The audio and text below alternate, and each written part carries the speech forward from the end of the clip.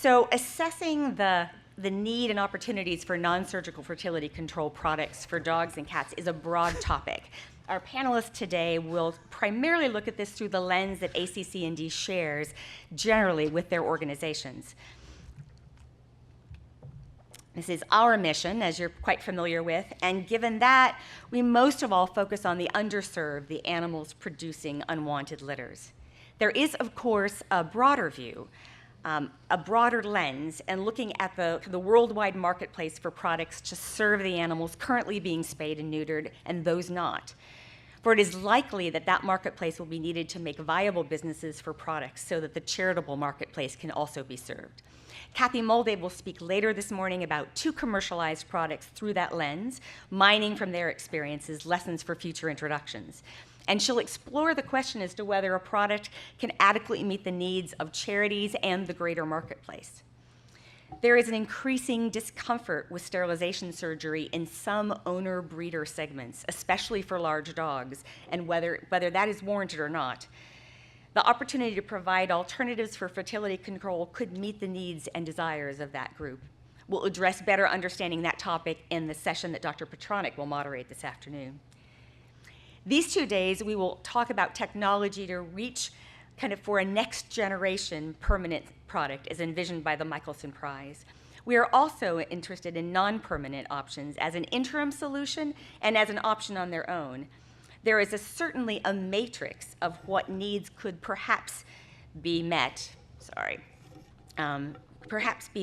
by products lasting 6 months, a year, or longer. And John Boone will talk today about what profiles of a multi-year contraceptive might stand in as long enough for substantial impact on free-roaming cat populations.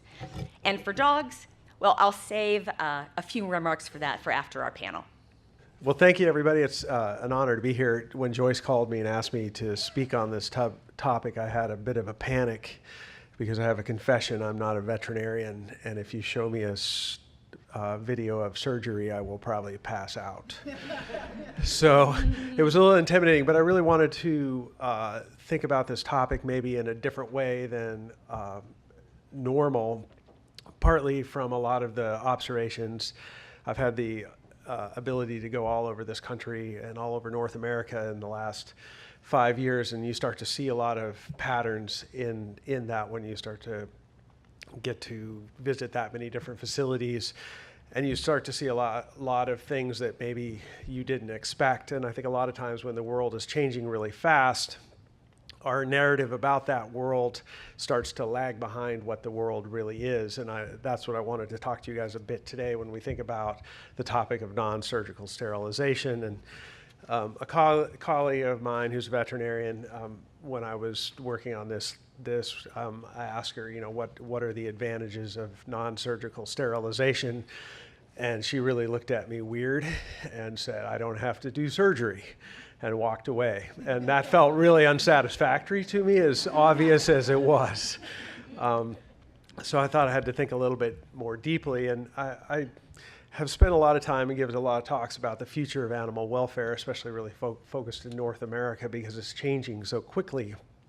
And we have a lot of issues that we never really thought we were going to face before. One is we have a supply and demand problem in terms of animals in this country, especially dogs in particular, that we would have never have expected in the past.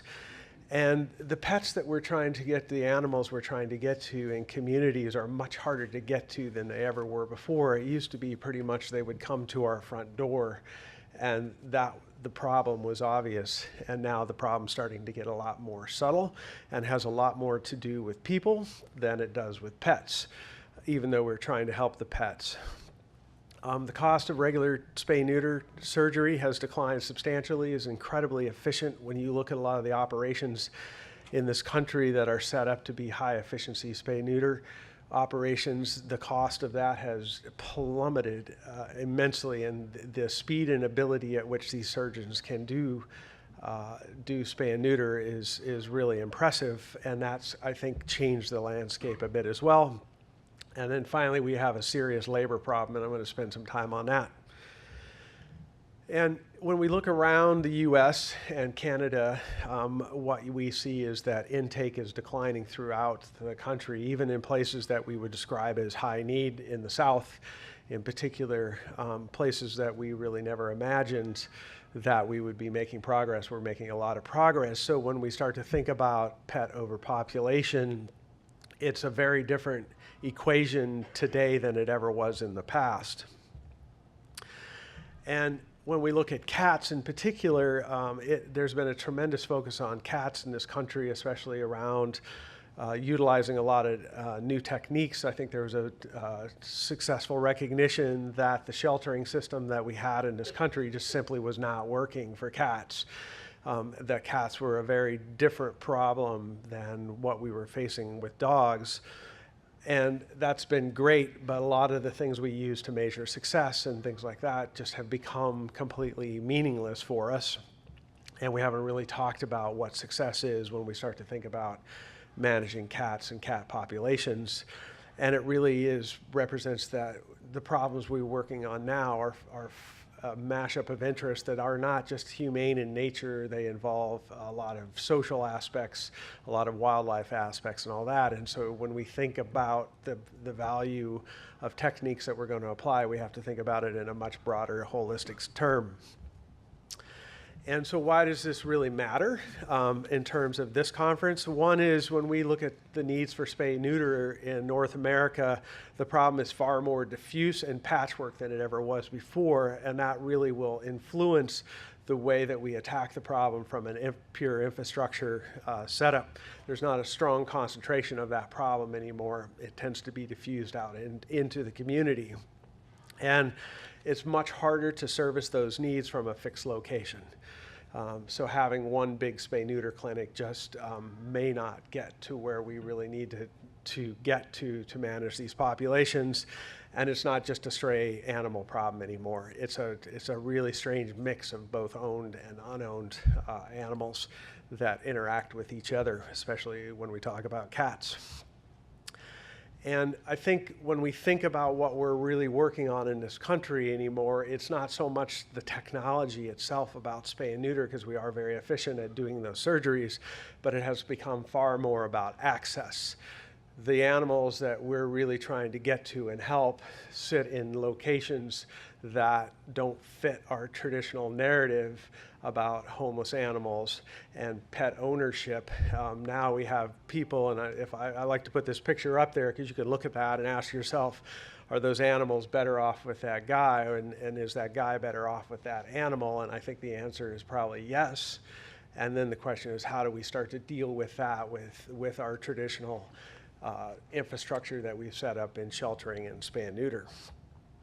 And when you look around the country and look at a lot of these underserved neighborhoods and environments, this was some data from Pets for Life program, which really went into a lot of underserved neighborhoods and asked people whether they had had any experience with a veterinarian or an animal control agency or a humane agency. And what we see is that they literally have never seen us, either veterinarian or animal control. And if they don't see us, we don't see them. And this really is where most of the need is being driven in this country and in Canada, is in these neighborhoods that are much harder to get to. And I think one of the really strange things right now in this country is there's a lot, you can go around the country and people are building these very expensive spay-neuter facilities, and they're setting them up, and then in the end nobody shows up, or they're wondering why nobody shows up to them. And we conclude that those people don't want to get spay and neuter. But if we do that, and let's just imagine Jerry has a cat and he wants to get his cat spay and neutered. He works hourly, has to go to his boss, get some time off, and he gets maybe 4 hours off so that he's into that free spay neuter for $60. he realizes he's never like picked up his cat before. He tries to pick up his cat. He gets scratched up. He has to run down, buy a bunch of Band-Aids, get a box. He puts the cat in the box, and finally, for another $30, he's got his cat in a box. He walks down to the bus station, tries to get on the bus to go get his free spay neuter. The bus driver tells him he can't get on the bus, so he has to go to his buddy and says, man, I need to get my cat spay and neutered. And he says, sure, you can borrow my car, but you got to fill it up with gas. So he's into it for another $20. So he finally, Jerry's very committed, gets to his free spay neuter, and he's into it for $100. And I think this fundamentally, when we think about what the issues are and how they're evolving, we can't just think about the cost of a spay-neuter surgery.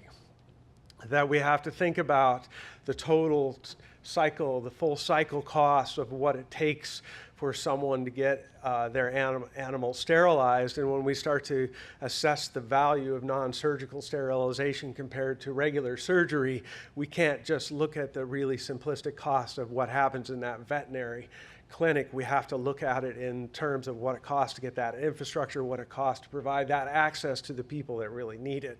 And I think that really starts to change the value of non-surgical sterilization in areas where the problem is far more diffuse, much harder to get to. And in this country in particular, we're starting to face a lot of labor challenges in terms of veterinarians and vet techs. You can go around, and I just Googled a few things, and you can go on to Indeed, and there's, if you are a high-efficiency spay-neuter surgeon, you have no problem getting a job in this country. You have your choice of hundreds, and clinics are literally shutting down because they can't find veterinarians to fill those positions, and vet techs to fill those positions, because these are very challenging jobs that require really skillful training, and it can be emotionally grinding and physically grinding on people. The average time that a veterinarian stays in these positions is 3 years, and yet it takes a very long time to train them. So there's a real problem in terms of traditional surgery and being able to do it in a really cost-effective way of finding people that have both the skills and the willingness to do that work. We did a little survey at PetSmart Charity looking at kind of vet students, veterinarians, and then animal welfare organizations. And when you ask the animal welfare organizations what they need the most, and it really is vets and funding for those vets and finding relief vets. Everybody's looking for a vet that is highly trained, highly efficient, and they're just not there right now. It takes a long time to do that. And so when I think in this country what we really need in terms of sterilization strategies, it's really about finding a lower labor solution. Non-surgical sterilization certainly provides that opportunity because you don't need the same depth of training that you would for a high-efficiency spay-neuter surgeon, and you don't need the size of the teams that you do in those operations. And it also, I think, really starts to reduce the physical and emotional demands of that job, which I think is often underestimated because we're all very passionate and we all care deeply. So we kind of forget that human element of the work required sometimes can really take its toll on people. So I think in North America it's changing, and what we really need to start to design is a much more flexible and dispersed model that is not so asset and infrastructure intense as that you see with a regular spay-neuter clinic. Cost needs to be evaluated on that full cycle perspective that includes everything, not just what it costs to provide the veterinary service, but also what it costs to get people to those services. And one of the biggest advantages for me when I thought about this on non-surgical sterilization is that it's a far more generalized skill that can be performed by a general practitioner, and that's going to help establish what we need to get done in this space over the long term and allow us to really start to partner much better with private veterinarians. So thank you very much.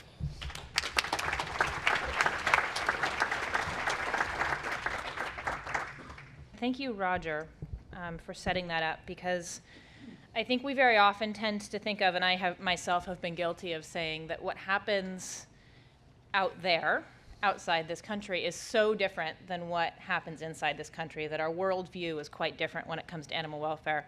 And I think he was really captured that increasingly we're recognizing that the issues are similar. The infrastructure is different, but as we really get into those high need, low access communities here in the US, what we're finding is that what's happening out in other countries and what's happening in those communities here in the US really parallels, and we have a lot to learn from one another. So I just want to wholeheartedly support everything he said and hopefully add to that. As Joyce said, when we come up with the product or products ultimately that can offer non-surgical sterilization for cats and dogs, a big part of the market is going to be outside of this country. And so what I aim to do really is just show you what that looks like, give you a sense of what it feels like to work in some of those communities and what some of the key considerations are that we have when we go to work in those places. When we're asked to go work in communities internationally, typically there are some buckets that they put their main concerns in. Obviously, they're concerned about zoonotic diseases. Rabies is the big one. They want help managing their rabies problem. Rabies is terrifying. If I am a parent with children, and if my children lived on a street where there were free-roaming dogs and I thought there was a chance of rabies, I would behave every bit as irrationally and as paranoid as I see people behave around those dogs. It's terrifying, and it's a real driver for people to do something about the dog problem. In places even where there isn't rabies, dog bites come up as a key security concern in communities. People are really threatened. People don't want to go into the marketplace. In some places, it's been suggested that actually commercial activity is decreased because of roaming dogs. People are concerned about their children walking to school. Women don't want to walk into the markets in Morocco, for instance, because of the roaming packs of dogs and chances that they're going to be attacked on their way to, or worse, on their way home from the market. People are also really annoyed by dogs. When dogs are roaming in communities and they're barking all night long. I was in Morocco just a few weeks ago, and it was fine during the day. We thought, okay, there's a few dogs out there. They belong to shepherds. They're pretty sociable. But as soon as it got dark, those dogs started barking, and they did not stop barking until the sun came up in the morning. And if you have to live like that nonstop, as much as I love dogs, it was irritating, and people want to do something about the dog problem. And then, of course, for many of us in this room, we're coming from a perspective of welfare. We're concerned about the welfare of the dogs that we see in communities. They may have skin conditions. They may be at risk of being hit by cars. They may be thin. They may look unwell, and you worry about what the long-term welfare is of those dogs. Now, when we go to places that have what we would term dog problems, this is what we see. We see dogs everywhere, and we think that we need to do something about it. Now, what I want to do before I start talking about what the need is I want to dispel some myths about what the need is, because I think we make some generalized assumptions, and it doesn't serve us well when we look to target sterilization activities. We see dogs everywhere, and more often than not, people will tell us there's too many dogs. They talk about overpopulation. We all have heard the term overpopulation. About 10 years ago, Dr. Michelle Morders did some, I think, perspective-changing research, certainly for me and for my team, in looking at communities with dogs in South Africa and in Bali, so very, very different kinds of communities. And she tracked the population of dogs in these communities over a number of years. And what she found is that the population of dogs in the communities with zero veterinary intervention was pretty darn stable. So she really kind of dispelled the idea that overpopulation was the problem in the communities. Certainly there were dogs everywhere. They were not in good condition. They were barking. They were packing up on people. They were causing concerns for tourists. But it wasn't overpopulation. There weren't too many. The number wasn't changing. That's not to say that that population was being maintained at that level in ways that we would think of as humane. The communities have the number of dogs they want because they've done something with the puppies that they didn't want. So hold that in your mind, because that certainly is a need. But I think when we go in and we say there's overpopulation, we overgeneralize the problem. We also often talk about the stray dogs, all of the stray dogs out there. But in the vast majority of places I've been, there's a continuum of ownership. Some people really actively care for their animals but may not have the resources to care for them appropriately and properly, or as much as they would like to. In other cases, it's kind of a case of that's my dog. That one over there, I probably don't touch it every day, but I keep an eye on it, and I'd be kind of upset if someone came and did something to it without talking to me. Now, certainly there are unowned dogs, but all of the ones in these pictures, and these span just about every continent except Antarctica, as you'll see, are either owned dogs or recently owned dogs, and that's a big source of dogs that we have concerns about, are the ones that were recently owned and have been abandoned to the street or have less ownership than we'd like. So when we see these problems, we have a whole lot of tools in our toolkit. There's a lot of things we can do, and selecting what we need to do about the dog problem in a particular community can be a real challenge. We also far too often, I think, jump to the first and obvious solution, which is there are too many dogs, there are too many stray dogs, and they need to be sterilized. And so I want to talk a little bit about how powerful of a tool sterilization is and why it's a powerful tool. And it's not because it helps us address overpopulation of stray dogs. There are far subtler reasons that sterilization is a really popular tool. We need to focus our sterilization activities appropriately. What are we really trying to achieve in a community? Are we trying to get owners to take more active care of their dogs? Are we trying to help owners not have unwanted litters of puppies? Are we trying to stop dogs on the street from having puppies and raising them successfully to reproductive age? What are we really trying to do? Are we just trying to raise the welfare of the dogs in the community? Which animals in the community do we want to target? Is it most appropriate for us to use our limited resources targeting the dogs that we see on the street? Are those dogs owned? Do they go home at night, or do they live on the street? Is it more appropriate for us to be talking about the owned dogs, because those are the dogs ultimately that have the welfare that we're concerned about? Or are we talking about shelter dogs? Are we talking about dogs which have been relinquished to some municipal resource and they need to manage their populations of dogs? So who is it that we're really trying to target? Where are those animals coming from? If they're on the street, are they on the street because they were born there and that they've been successfully reared on the street and will grow up to have more puppies on the street, which clearly could be a problem for a community? Or are those animals on the street actually not successfully reproducing, but they're coming from homes because they're being abandoned to the street? Both of those conditions exist in different communities around the world. So we have to understand the source of our dogs in order to target the source for sterilization. And so often we go to sterilize animals only to find out that the dogs we're sterilizing aren't well enough, they're not being cared for well enough to even really last long enough to raise another litter of puppies. For years and years, we found ourselves mounting street dog sterilization campaigns to go in later and find out the average longevity of dogs in this particular community is 2 to 3 years. So we're sterilizing dogs, we're investing all of this energy, all of these resources into dogs that are going to die before they have puppies. So obviously we need to target our sterilization a lot more effectively, given that we don't have enough resource to meet the need around the world. So I want to start with a really contrasting example, just to really kind of peel back the layers of our assumptions. Now in Norway, it is illegal to sterilize a dog unless there's a health concern. It's considered mutilation. It's a voluntary surgery. So think about that for a minute. If we take our general assumptions that we take out to the rest of the world, we would say, my goodness, there are dogs here and none of them are sterilized. We must start a sterilization campaign, right? We wouldn't do that in Norway, but almost none of the dogs are sterilized. It is seen to be an owner's responsibility to manage the reproduction of their dogs. Now in Norway, they have 7 dogs per 100 people.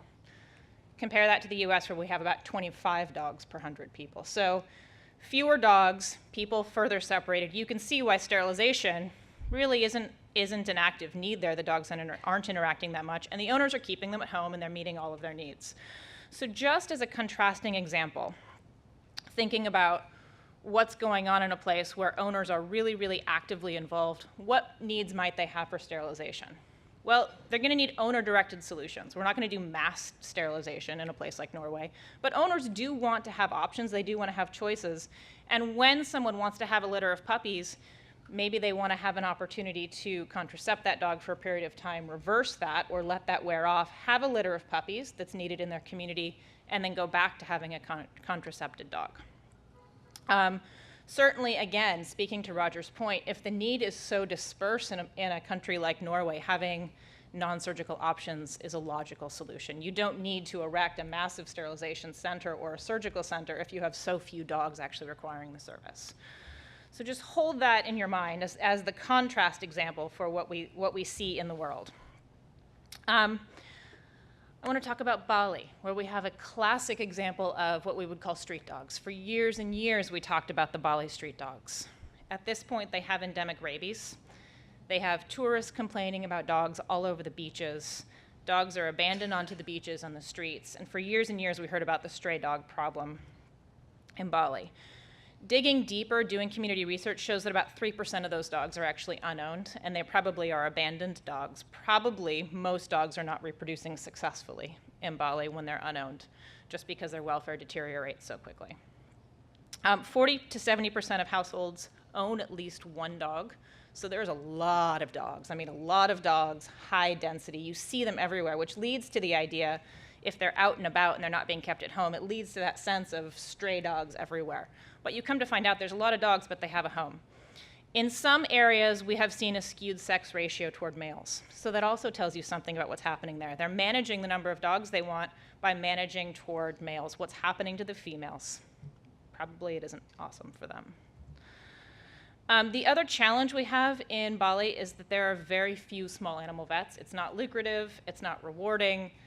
Mostly they're livestock vets, and there's no good training for sterilization at the local vet school. So getting local vets trained to perform safe sterilization is a huge challenge, and that's, as with many other parts of Southeast Asia and other parts of the developing world, having access to safe, trained veterinarians is a real, real challenge. Now, we started an intervention in Bali that was a community-based intervention, offered a lot of those tools that I told you about at the beginning, and we reduced the density of roaming dogs. So more dogs were staying at home, fewer dogs were on the street. We reduced the visible skin conditions by 17%. More importantly, I think, is that from the beginning to the end, when we surveyed owners in the community, 92% of people after 1 year of an active intervention in their community said owners are responsible for caring for 6 dogs. So before, they didn't think that owners were responsible. They just thought, more than half of people thought, c'est la vie, dogs get sick and then whatever. And after 1 year of seeing that something could be done about dogs, almost all people thought, hey, the owner should do something about that. And then culling is another issue that is a response to the rabies epidemic in Bali. And 66% of people thought that culling was a good option. 66% of people disagreed with culling as a good option when we started, and 90% disagreed after a year of seeing that something could be done about the animals in that community.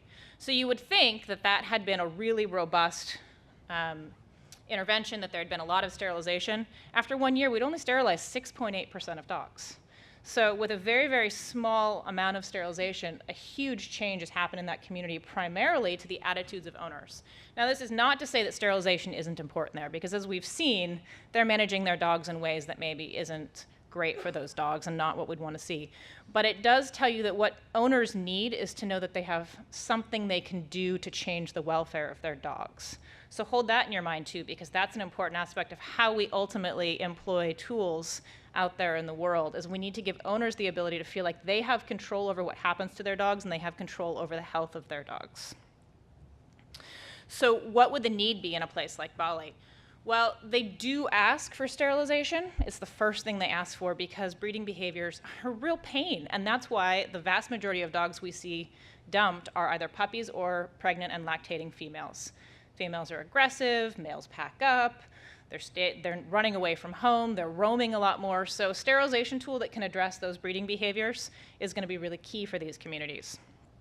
Obviously, they want to manage the health of their dogs, so it's got to be combined with other priority treatments, treatments for skin disease, obviously rabies vaccination, deworming treatments, those kinds of things. But you want owners to understand what's happening and be able to really value the resource, not just have things done to their dog, because it's clear that in Bali, engaging owners is the key to improving animal welfare. So they have to understand and value the resource. Because of the challenge with veterinary training, it's got to be easy to train, it's got to be easy to keep sterile. And dogs may not see a vet very often. They may see a vet once in their life. So it's got to be something that we don't have to worry about. We can't be worried about chasing down dogs with pyometra, because I don't think in those interactions we have with owners, we're going to be able to tell them what the signs are and tell them to seek veterinary treatment. They probably won't be able to do that. So it's got to have limited side effects for the long term. And then recently, we've also experienced challenges getting some really common and helpful veterinary drugs into Indonesia, just because it's one of the last places that the veterinary drugs get registered. So that's going to be something, I know it's on the agenda for later in this symposium, but getting registration into some of these countries with really high need for new product is going to be really important, and they're going to need help with that. I want to contrast that with a different example. We also spent some time working in Bosnia, where there are roaming dogs. They're community dogs that live in the street. There are dogs that roam. There are also dogs who do not go home at night. Only about, depending on the community, virtually no to up to about 15% of dogs are sterilized. But up to half of the dogs are allowed to roam freely. So you've got dogs all over the street. There's a stray dog problem, they'll tell you. They'll tell you they have too many dogs and it's overpopulation. But about half of the dogs you see go home, and about half of the dogs you see are staying in the street at night. Most of those dogs are recognizable breeds. And so what it tells you is that dogs on the street are abandoned from owners who got them for some reason, and a lot of the reason that people have dogs is for herding and for hunting. And when those dogs become pregnant, or they're lactating, or they're no longer performing the way that owners want them to, they don't have any recourse, or they don't have any options that they're held to, and they put those dogs on the street and they leave them there. Complicating things a bit is that there's a no-kill law in Bosnia. So shelters have a real challenge in managing their populations when dogs are constantly being abandoned. So what we know we need to do is address abandonment in a country like Bosnia. The communities know that too. When we go to them and we ask them what the first thing they want is, they say we need sterilization. When our female dogs get pregnant, we don't know what to do. They're not good for hunting and they're not good for herding anymore. But they don't have, again, well-trained vets. They also often have one vet per community. So if you think about that, they have limited access to gas anesthesia, and safe injectable anesthesia protocols require 2 vets, someone monitoring and someone performing the surgery. And even though they're trained on that in Bosnia, that's not actually what's going to happen when they go back to their communities. So whatever happens has to be able to be performed by one vet. We also know that when communities get their sterilization clinics and they're running them themselves, it really galvanizes support. We started working with a community that had been asking for sterilization support, got their vet trained, got their vet station refurbished, and started asking for volunteers. And a couple of volunteers trickled in the first day, a couple of dogs trickled in the first day, a few of their street dogs that they knew got sterilized, and then they put out a call on Facebook. And people were so excited to find out that something was happening for dogs in their community. The next morning, they couldn't walk into the clinic because they were overrun with boxes of tissues and towels and sheets and donated snacks and donated food. I mean, it was the need for something to be done about the dogs was massive. And in Bosnia, you also need a massive movement to discourage people from abandoning dogs. So community support is going to be really vital there. And so whatever the ultimate need is, it's got to be something communities can own themselves, and it's got to be something that can be done in a way that's exciting.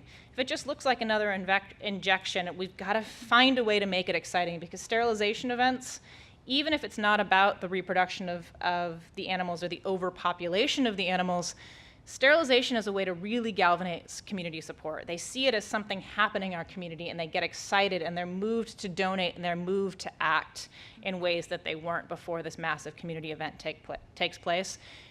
And I've not seen that happen around education events the way I've seen it happen around veterinary events. It feels exciting, it feels new, and it feels innovative.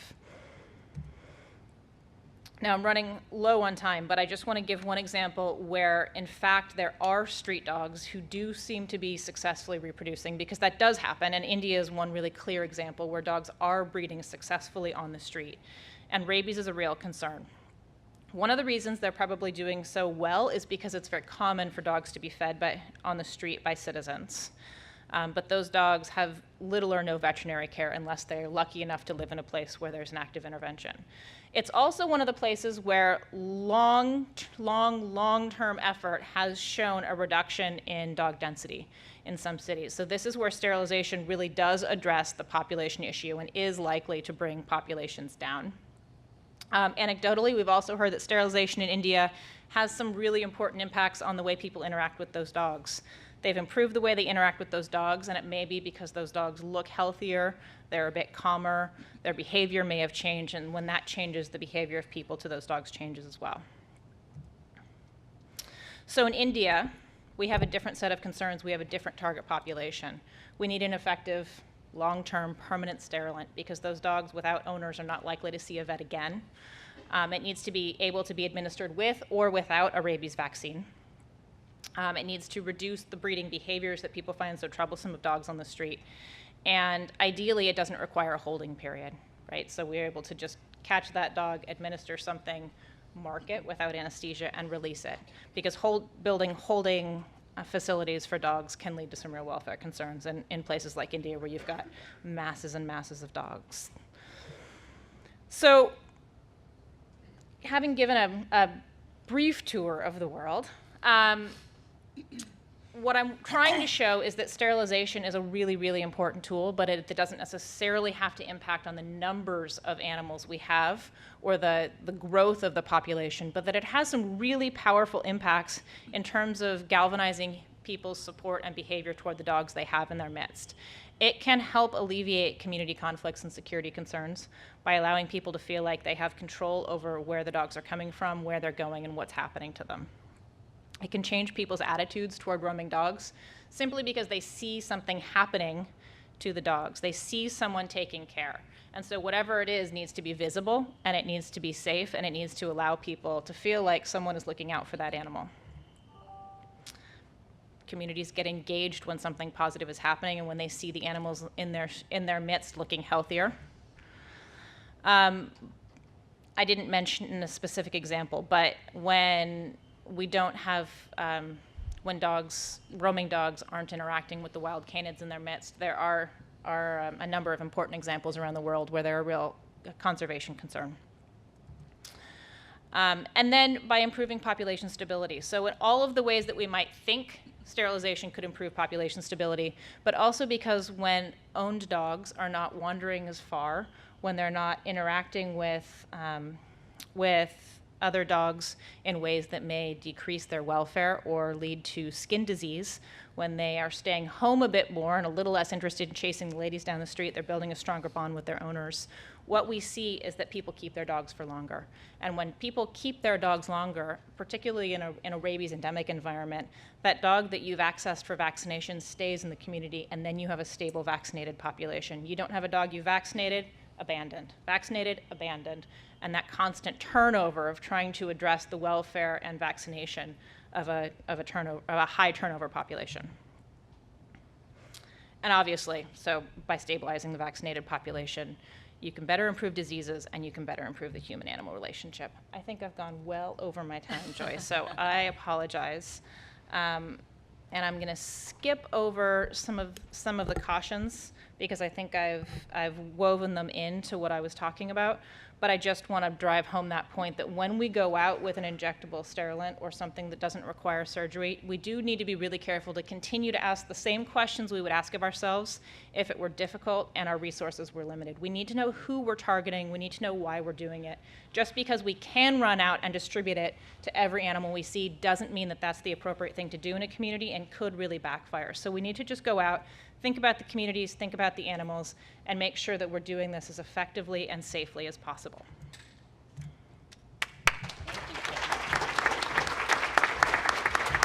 That was a fascinating world tour and a really good message about there's not a one-size-fits-all for folks. So our final speaker is Dr. Andy Sparks with International Cat Care. And he brings a fabulous perspective as the editor of the Journal of Feline Medicine and Surgery, and with a charity that also works on cat issues, focused on cat issues around the world. Great. Thanks so much, Joyce. Thank you for the invitation to share a few thoughts with you this morning. As Joyce said, I work for International Cat Care. We are a charity that works to try and improve health and welfare of cats worldwide. This is our 60th year, but our relationship with ACC&D is one of the most important strategic partnerships that we have, because we strongly believe that being able to control cat populations and reproduction on a worldwide scale is one of the things that would impact most heavily on cat welfare globally. So I've been asked to give some ideas about reasons to support non-surgical alternatives for control of reproduction in pet cats, free-roaming cats, and feral cats worldwide. And I'm going to try and do that in a very short period of time. So this is going to be really top-line stuff, and I apologize if I skip over quite a bit of things. But I just want to try and give some sort of idea of an international perspective on this, and where some of the challenges are, where some of the questions are. So the first thing is, if we're thinking about pet cats, owned pet cats, the situation that we have in the US and the situation that we have in the UK is not the situation that we have in the rest of the world.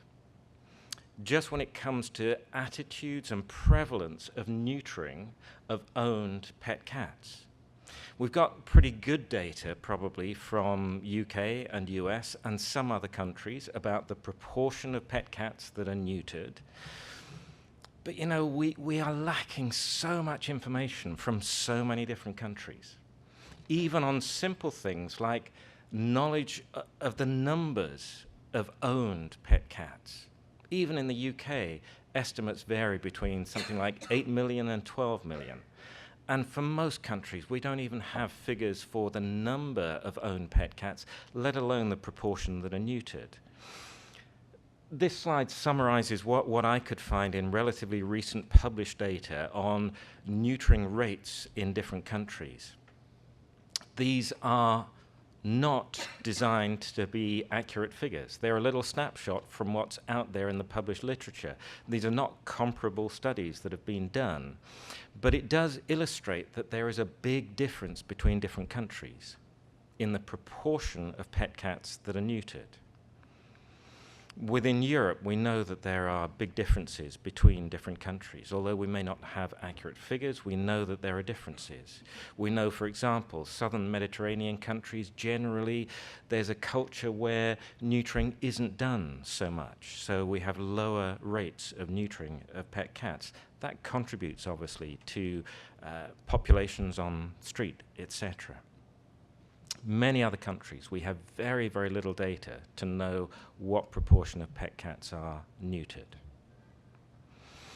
There are lots of different reasons for the difference in prevalence of neutering between different countries.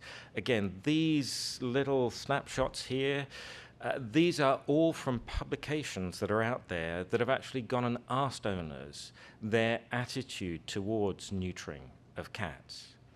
And it is important that we understand that this is a really complex area. It varies hugely between different countries. It will vary because of cultural differences, simple cultural differences. You know, is it routine to take your cat to the vet to have it neutered? Or is it something that's actually relatively exceptional in your country? It will vary because of religious beliefs. That has a big impact in a number of countries. It will vary because of the level of understanding of pet cat owners. So there are so many factors that feed into this. And it is important to understand that every country, every culture is going to be different and will have its own challenges. Again, looking within Europe, Kate's already mentioned, in Norway, routine sterilization is effectively prohibited by legislation, the Animal Welfare Act. Now, what implication that has on the rate of neutering of pet cats, I don't know. I couldn't find any published data on the number of pet cats that are neutered in Norway. In Sweden, Denmark, Finland, and Germany, surgical neutering is discouraged. removal of organs for human convenience is discouraged. So that's one of the reasons why we have a lower rate of surgical sterilization in some of these countries. Conversely, in Belgium, it's now obligatory to neuter pet cats, except breeding cats. So we have a country that's at the other end of the extreme. I can tell you that that is not effective in Belgium. It's not enforced. It's not particularly effective. But legislation obviously influences culture as well. That's something to take into consideration. So if we want to try and improve reproduction control in pet cats, then I think there is no doubt that having a relatively low-cost, non-surgical alternative would have a major impact. Because in some of these countries, there isn't the culture, there isn't the infrastructure to implement surgical sterilization. So having a non-surgical alternative has the potential to have a huge impact. But still, we have to think about the individual country and the culture, education, religious beliefs. What is the norm? In some countries, it's not whether you perform surgery to prevent reproduction, it's whether you prevent reproduction full stop. That's a problem for owners. So these are complex issues, but clearly having a non-surgical alternative has the potential to transform a lot of situations. In terms of pedigree cat reproduction control, really briefly, I know this was covered at the last symposium. Joan Miller from Cat Fanciers Association presented results of a survey. I think this is probably fairly applicable worldwide where there are cat breeders. There are options at the moment for temporary control of reproduction. Those have challenges with the products that are currently available for us. And so safe alternatives, safe medical alternatives to control reproduction, either temporary that are going to be predictable or potentially reversible or permanent in some situations, is a tool that breeders definitely want in their box. So certainly there's a demand for it amongst breeders. But what about unowned cats and unowned cat populations? I wanted just to share a couple of examples really briefly. One from Australia, simply because I was out there relatively recently at a conference and I met up with some colleagues, Jackie Rand from University of Queensland, who also is part of the Australia Pet Welfare Foundation, and also some colleagues from RSPCA in Australia. And I thought this was just an interesting thing because they've gone through a process of trying to look at how they can best implement cat control in Australia. RSPCA in Australia put out a draft discussion paper just over a year ago with 22 recommendations. This was at the initiative of some government bodies just to try and look at how they could better control unowned cat populations. So they put out a draft publication. They tried to get feedback as far as they could in a relatively short period of time, but they got nearly 2,000 responses over a relatively short period of time, and that was from a wide range of different stakeholders. They were deliberately trying to get a lot of different stakeholders, so cat owners, people that have concerns about cat welfare, government agencies, conservationists, and obviously there's quite an active anti-cat lobby in Australia because of the predation issues on indigenous wildlife. But essentially what they found was that all but one of the draft recommendations they had had a fair amount of support. The one recommendation that didn't have broad support was declaring that feral cats should be regarded as a pest species under legislation. And pretty broadly, that didn't have support because of the potential implications on cat welfare that could introduce. But what they ended up with was a report that was published earlier this year, in May this year. This is freely available on the Australia RSPCA website. If you're interested, I'd encourage you to go and download it and have a read of it. I don't think it's perfect. I think there's a lot of questions that you might want to ask. But it was interesting because they tried to engage a lot of stakeholders and to seek opinion and to refine the recommendations based on feedback. We don't have time to talk about all of these things, but just to highlight some of them. They talked about defining the cat populations and broadly talking about owned pet cats, semi-owned cats, which we might translate as street or community cats, and feral cats, the feral cats being those cats that have no reliance on humans and have very little contact with humans. They talked about the need for coordinated approach to both feral cats and owned or semi-owned cats. Talked about the need to understand welfare and the implications of that because cats are a sentient species. And so all the stakeholders, whatever their opinion was in the spectrum of opinions about needing to control cat populations, need to think about welfare. They talked about recognizing semi-owned cats as a target group, talked about evaluating TNR as a method of controlling semi-owned cat populations, talked about mandatory prepubertal neutering, which is an interesting concept. It hasn't necessarily worked in other countries, but they were talking about countrywide legislation to make prepubertal neutering mandatory. Providing low-cost neutering for owned cats and limiting the number of cats that could be owned by individuals. So some interesting concepts, at least, coming out of quite a wide-ranging document.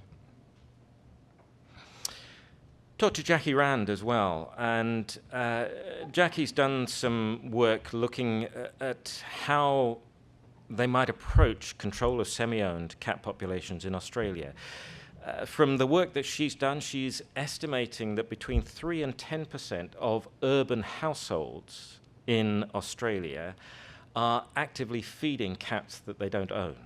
So between 3 and 10% of urban households may be feeding cats on a daily basis. Semi-owned cats represent the largest proportion of stray cats in urban environments and semi-urban environments, and over 50% of cats that enter shelters are these semi-owned cats, street or community cats. She talked about potential management options. Continue the current situation, which she likened to farming cats and euthanizing them in shelters, because these semi-owned populations of cats are reproducing very effectively. Some of those are going into shelters. There aren't enough homes for them. They end up getting euthanized. Not a great situation. Large-scale killing, not an acceptable solution. And so she was talking about the need for TNR, trap, neuter, vaccinate, return, community cat diversion programs, the sort of things that are well established in other parts of the world. And there is data to show that that is effective, at least in some situations in Australia. So this was being promoted as a way of managing these populations in Australia. Even there, some interesting challenges. The scale of the issue, not as great as in the US here, but some interesting challenges. Australian Veterinary Association do not support TNR. There's a problem. Australian Veterinary Association do not support ear tipping as a means of identification of sterilized cats. There's a problem. Issues around predation of wildlife, although little evidence that urban, semi-urban cat populations have a real impact on wildlife in Australia, but still issues around that. And in at least some parts of Australia, these cats are classified as pests, and theoretically you're not supposed to release a pest once it's been trapped. So some logistic and legal issues that need to be overcome. But again, the bigger issue probably is the resources. And without the ability to employ a non-surgical sterilant, still we have this big problem. How do you manage these big populations of cats? So one other insight as I finish up, we've done a little bit of work in Sudan, in North Sudan, trying to help some non-profit organizations in North Sudan that are beginning to look at companion animal welfare. Large dog and cat population in Sudan. pet ownership, traditional pet ownership, is only just beginning with dogs, very, very little with cats. The picture on the right-hand side there is one traditionally owned pet cat, a family that I was introduced to when I was out in Sudan. The only family that we were aware of that actually owned a pet cat that was kept indoors. The veterinary service industry in Sudan is only geared up to dealing with production animals. Even with production animals, welfare is a low, low concern. There is such limited knowledge about small animal medicine and surgery. The big issue is rabies. If there is a human that goes down with rabies, the dogs are rounded up and killed. If there is a dog that's suspected of having rabies, the dogs are rounded up and killed. Nothing is really done about the cats. There's a lot of street cats out there, some of them relatively healthy, some of them living a pretty poor life. Big concern amongst vets that I talked to was toxoplasma, and a complete misunderstanding about toxoplasma and the risks of transmission of toxoplasma. So cats have this perception perhaps of being a bit of a pest, but no ability to do surgery because it is not taught. Within the vet schools, there is no ability to teach vet students neutering of dogs and cats. Simply doesn't happen. No analgesics. It's possible to anesthetize dogs and cats, but there are no analgesic drugs available in Sudan. So it's the opposite end of the extreme in a way. Control of cat population in this sort of environment is highly desirable. It will improve cat welfare. If we can encourage humans in those communities to embrace dogs and cats and care for them, that has knock-on benefits for human welfare, and was part of the reason why some of these charitable groups were set up in Sudan. The problems, though, are immense. Trapping the cats, neutering them when you have no surgical ability to undertake neutering. A low-cost, non-surgical would clearly transform the possibilities in this sort of country. Absolutely transform the face of what you could do for cat welfare in a situation like this. So, non-surgical reproduction control, I think, has enormous potential benefits, both for pet cats and unowned cats. We have to think about all the different situations where it might be used, though, the implications of that, how we need to address cultural, religious, and other attitudes in different countries, and think about that in how we're going to implement solutions, education of people that are involved.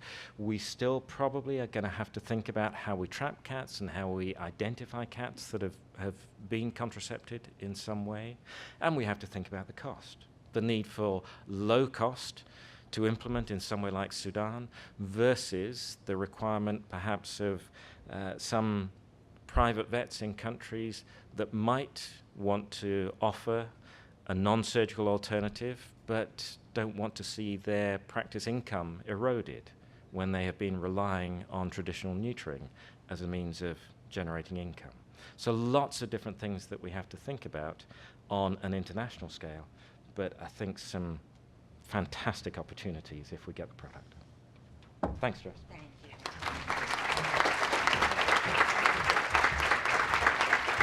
So all three of these speakers' organizations are part of our Council of Stakeholders, and of course we appreciate that financial support, but you can see why as important and more important than that is their thoughtful strategic consideration of these issues and how this field is advanced. So we thank them.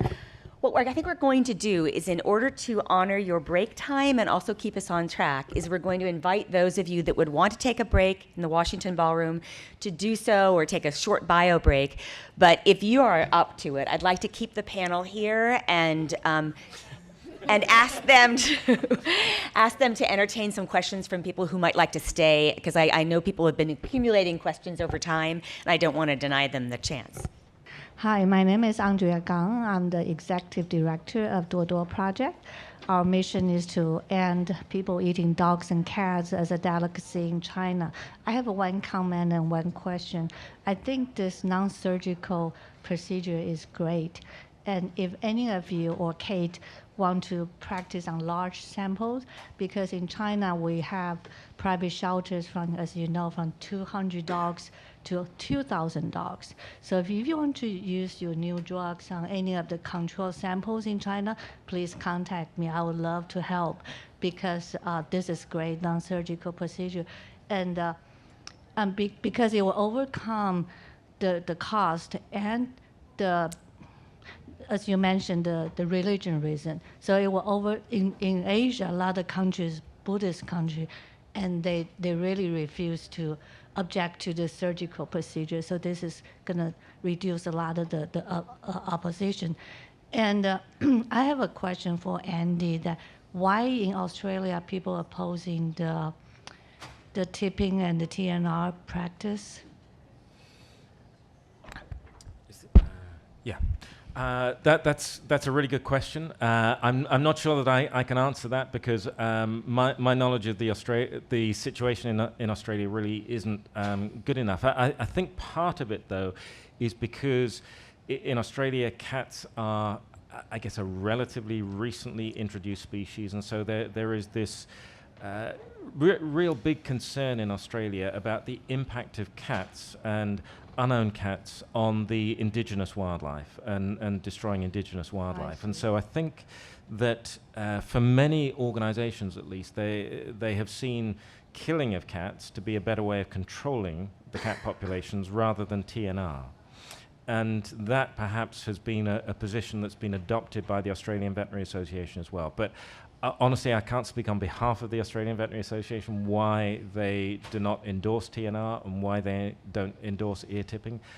I suspect that will be a position that changes fairly quickly over time, but I can't honestly speak to why they take that position. Okay. I'd like to switch to this side of the room then, and Dr. Ross. Hi. Can you hear me? Okay. Yeah. Hi. Tal Raz from the Correct School of Veterinary Medicine, the Hebrew University in Israel. I really enjoyed the talks. I have a question actually to the last two speakers. I think one of the challenges that we face dealing with overpopulation is how we monitor the effect of any intervention we do. And this is one of the things that we're looking at. And I'm just wondering what is your view regarding this monitoring? How can we monitor that one particular non-surgical sterilization method would work on the population and not just in a well-controlled study?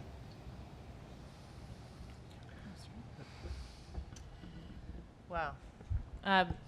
In terms of monitoring, I could go on forever. It's one of my favorite topics, and I would be happy to talk to you more on the sideline about it, and also with Dr. Ellie Hibby, who's an expert in monitoring the impacts of interventions.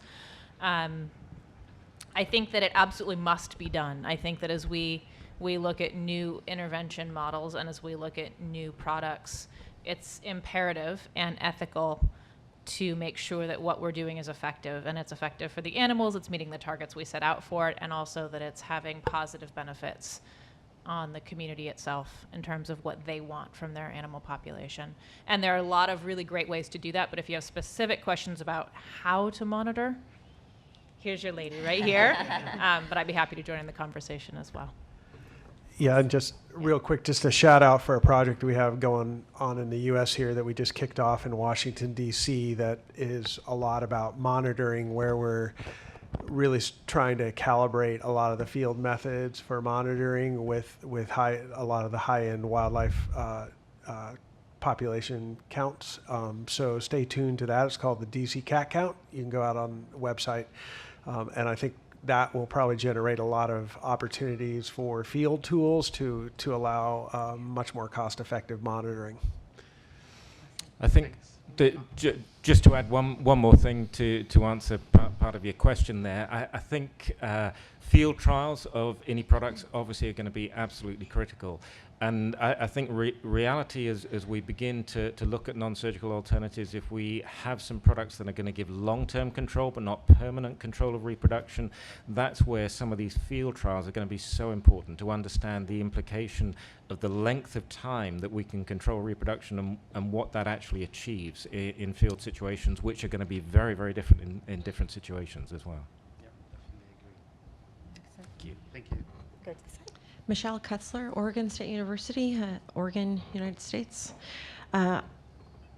This question is really for Roger. I'm very grateful to the fact that you brought up the concept or understanding of a dog shortage in the United States, because I think that many people, including those in this room, are unaware or maybe would disagree with that. I agree with the data that has been presented, and in fact, it's been an issue that I've been bringing up in my university classes recently just to make people more knowledgeable about it. I have a concern about the importation of dogs into the United States to fill our shelters for dogs for adoptability. My two concerns, first, are related to public health. Much has been mentioned here about rabies, but I haven't heard about brucella or leishmaniasis, two important diseases that we're seeing with an increasing rate in the state of Oregon, which would be very uncommon for these diseases to be brought in, but are definitely coming in through these dogs. And secondly, and I think this is also a very good audience to discuss this, is, in my opinion, we are creating a market for irresponsible breeding of dogs, especially small breed dogs, outside of the United States, so that these dogs can be imported to fill our shelters. And since this is happening outside of the United States, it is beyond both our regulation through USDA as well as oversight through our US welfare agencies. And I just like to elevate these issues so that moving forward, as we educate people about importing dogs in the United States to fill our dog shortage, how we're going to address these both public health as well as animal welfare issues. Yeah, that's a huge question, and I have like a whole 90-minute talk on that. But I think the point I like to really make is we can't view the world as in one organization by one organization anymore. It's all becoming so interconnected, and the boundary between nonprofit activities and for-profit activities, we need to break that down and start to have that become a more common conversation, so that we look at all the holistic aspects of it, because we may try to think that we're doing a really good thing in one area, and it is, but we may not understand the significant negative consequences that in the long run will be bad for a lot of animals. So I think it's becoming far more important. It's an international issue. It's not just a U.S. issue anymore, and I think just having groups get together and really start to think about those in a way that's more robust, that understands the cultural aspects of countries, understands the economics behind what drives so much of this, and probably just, to be honest, be a little dogmatic in the way we think about the problem. And I would just like to add, I think that brings, as intentional breeding becomes something that we need to consider much more strongly, I think temporary contraceptives could be very valuable as you postpone breeding decisions till you find out what healthy, good family dogs are the right ones to beget a new population, and have a chance to kind of make that decision not when they're just puppies. So I think we were next with you. Hi, my name is Laura Stoker. I'm from the FDA in Washington, D.C. My question is for Kate. You had mentioned in your slideshow that we have to make sure that the non-surgical methods are okay with the rabies vaccine. Have you come across any in particular where you're seeing more reactions, more vaccine reactions? Okay. No, we haven't actually tried non-surgicals in any of our. Sorry, I have a hard time seeing you across this computer. We haven't trialed any of the non-surgicals yet. I know that early on that was a big concern was combining potentially with rabies, and I have concerns about delivering it in a single dose. I think that they need to be deliberately applied separately, and that owners need to understand the purpose of everything that is done for their dog, and that we don't just get our hands on it and inject a bunch of stuff.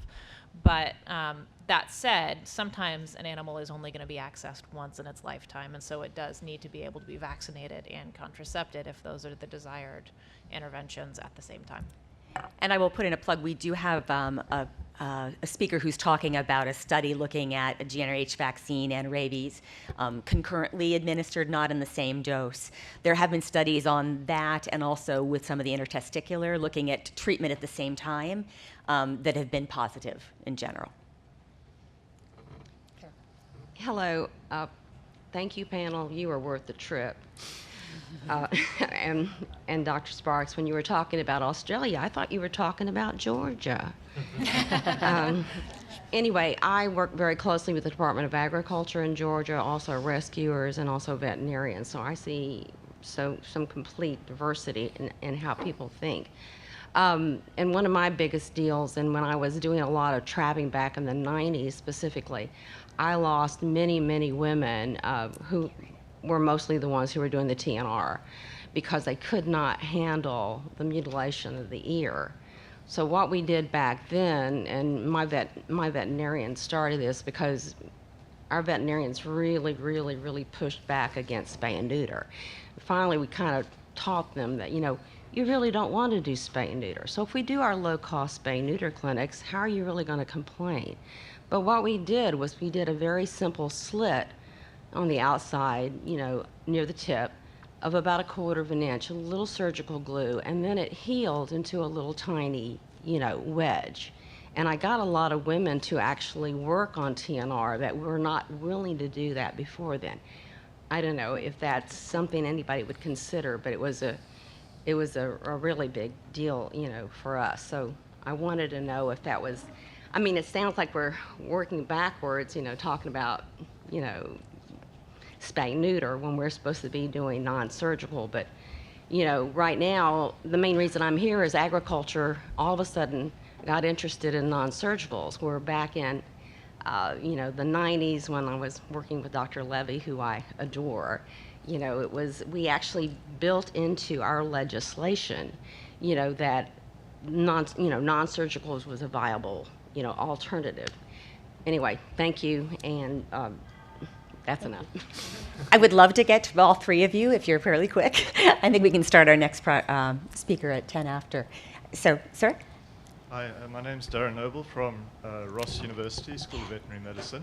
I just want to thank the speakers. I really enjoyed that session, and particularly the first talk on the situation in the US. And it's interesting to see kind of the convergence of that situation with the populations that I'm more used to dealing with in underserved and underdeveloped areas of other parts of the world. I just wanted to kind of address some of the welfare issues that Kate raised, and I think we kind of tend to focus on these visible things like skin lesions, skin disease, body condition, and I think that's really just kind of the tip of the welfare iceberg that we can potentially address through sterilization. And I think the bigger part of it is really the mortality rates in these puppies that are just invisible, that we kind of just don't see. And then kind of related to that, this question of the skewed sex ratio. That's a consistent thing we see across populations, but we've got some data to suggest that might not be entirely as a result of kind of direct human intervention, in that we see that during disease outbreaks, and particularly distemper outbreaks, adult females have a disproportionately higher mortality rate than other kind of segments of the population. So I wonder how much of that is perhaps being driven by those. And that's obviously still a welfare issue. And coming back to monitoring, it would be interesting to look at how much of that is actually driven by the energetic burden or kind of immunological burden of reproduction in those dogs, and how much of that would be addressed by sterilization. So, yeah, thank you very much. Good point, Darren. Thank you. Andrew. Yeah, I'd just like to endorse what Michelle and Roger are talking about in terms of the dog shortage. And in 2005, the CDC estimated about 400,000 puppies were being imported into the country. I suspect that's a higher number now, but nobody is actually tracking it or studying it. But if you look at sheer numbers, we've got about 70 million pet dogs in the country. We're euthanizing about 700,000 in shelters, probably 300,000 of those requested for euthanasia. So we're looking at perhaps 0.5% of the dog population is being euthanized in shelters today. So how much more efficient can we be? This is a marketplace, and that's part of the challenge, is just how much more efficient can we be? I'm not sure we can be, but I think we should be tracking the price of dogs. In Japan, where there's a shortage of puppies, the price of dogs in stores has gone up by 300% in the last 3 years. Wow. Wow. Yes, and our last. Thank you, Andrew. Hi there, my name is Petty Kim and I'm a student from Tufts Veterinary School. I guess my question is, this might be a little too early, but do you have any studies or data on what the public perception of non-surgical contraceptive is? Because I'm just a little curious as to how people might react, because it might be so, I don't know, dramatic compared to our more traditional way of, you know, sterilizing our animals, and how you would present this new technology to the public.